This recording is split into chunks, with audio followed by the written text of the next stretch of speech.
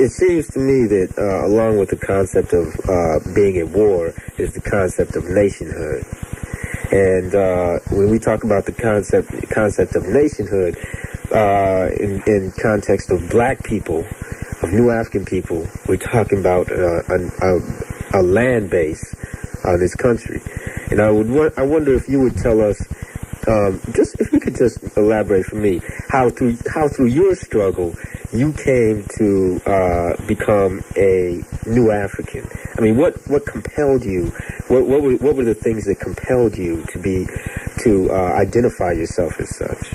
Let me just say this: you can't put the cart before the horse. Okay. Right? Yeah. The issue is, are we at a state of conflict? If we're at a state of conflict, what is going to be the solution? Okay. You have to first accept there's a conflict.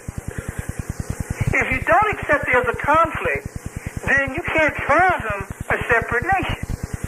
And if you do, it's egotistical. Well, I want my own. It's without basis.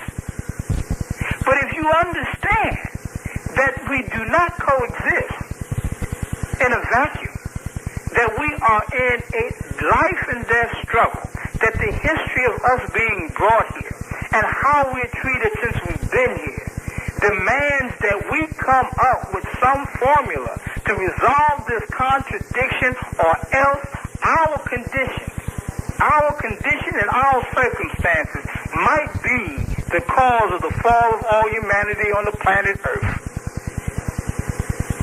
Because we must be free.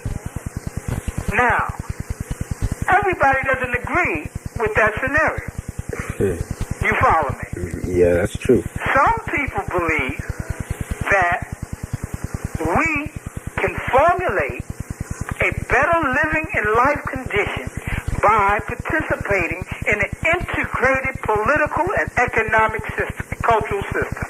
Uh-huh. Now, I do not say that they're not revolutionaries. If they are hell-bent on changing this system and changing the rights of people and forcing this government and developing a new government that integrates everybody into a equal formation and rights for everybody, well then, all praises due to Allah. Fine. It still does not deal with the question, where do we find ourselves as New African people born here as slaves? Mm-hmm. Okay? Right. But even in that society, I will coexist because you allow me to have my own culture, or at least try to find where I'm going. You follow me? Yes. But I contend that utopia or that possibility for the last 150 years has not come to be. And in the process, we have been dying. And in order for us to understand what it is that we were fighting for, we must label what we're fighting for. And I'm fighting for a nation. A nation of New African people, not exclusively, but conclusively our nation that develops a culture that deals with our experience, and that a culture that will allow the exercise of creativity, the potential of every man, woman, and child that enters our nation. So I come to that because I understood that I have to know why I'm fighting and might die, why I sacrifice. Okay. People come to it for different reasons. You follow me? Yeah. And so we can intellectualize it. We can talk about what Malcolm talked about, that all struggle is fought for land. The Turkish struggle, the struggle that you see in Europe, in the Soviet Union, is a struggle for national identity.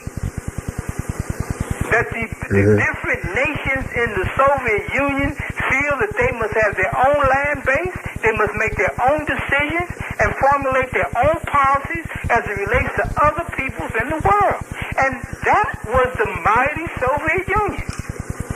So are you saying that that is not possible in America? And if it is possible, it's going to be a war of Armageddon? Well, I might agree with you.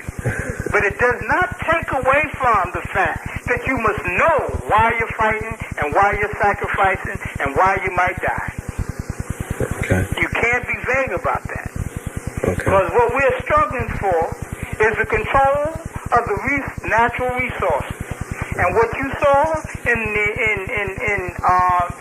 Saudi Arabia, Kuwait, and Iraq was a struggle to take a piece of the natural resources that has escaped the U.S. imperialist powers because of the emergence of territorial nationalism.